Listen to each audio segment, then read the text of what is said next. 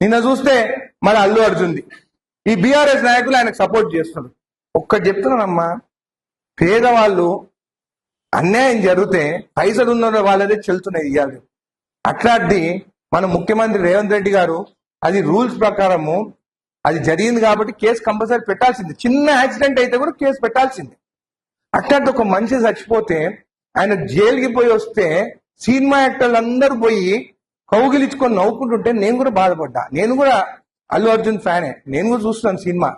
కానీ అట్లా కౌగిలించుకుంటుంటే బాధపడుతుంటే కూడా ఆ బీఆర్ఎస్ నాయకులు వాళ్ళకి సపోర్ట్ చేస్తారు, బీజేపీ నాయకులు వాళ్ళకి సపోర్ట్ చేస్తారు.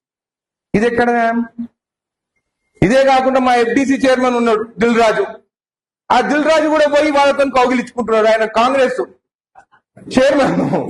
ఏ తలెక్కడ కొట్టుకోవాలని అర్థమైతే లేదు. అరే పోయి చనిపోతే ఎవరన్నా మనమే పోతాం, పోయి ఏముందని చెప్పేసి అక్కడ హాస్పిటల్ పోయి వస్తాం. మా కోమటిరెడ్డి వెంకటరెడ్డి అన్న 25 లక్షలు ఇచ్చింది పోయి సినిమాటోగ్రఫీ మినిస్టర్. వీళ్ళు దిల్ రాజు పోయి వాళ్ళని కౌగిలించుకుంటాడు నవ్వుకుంటా. అరే నువ్వు అల్లు అర్జున్ నువ్వు పోలేదు, మళ్ళీ మీ నాయన ఉన్నాడు కదా, మీ నాయన పోతే ఒక 10 మంది కూడా పక్కకు వచ్చి ఏం నిలబడరు.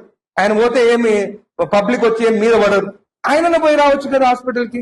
లేకుంటే ఈ తమ్ముడు ఒక ఫెయిల్ అయిపోయిన యాక్టరు, సినిమాలు సరే రన్ కావు, ఆయననే పోయి రావచ్చు కదా. ఇప్పుడు మన దగ్గర ఇక్కడ మనం లేదనుకో మా అమ్మని పంపిస్తాను, లేకుంటే మా అన్నని పంపిస్తాను, పంపించచ్చు కదా. ఇవన్నీ లేకుండా అది ఒక చెత్త సినిమా.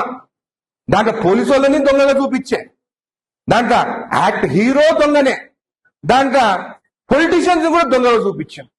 అట్లా సినిమా తీసి మళ్ళీ సక్సెస్ అని చెప్పి జరుగుతుంటే నేను ఎందుకు చెప్తాను ఇవంటే, నా నియోజకవర్గంలో కూడా తప్పు జరిగితే మాత్రం ఖచ్చితంగా ఎవరైనా ఉండని కేసులు మాత్రం జైలు మాత్రం పోతాం. అందుకని ఎవరైనా కానీ మేము రూలింగ్లు ఉన్నాము, మేము అక్కడ ఉన్నాము, మేము ఏదైనా చేసుకుంటామంటే మాత్రము అది జరగదు ఇక్కడ అని చెప్పి మీకు తెలియజేస్తూ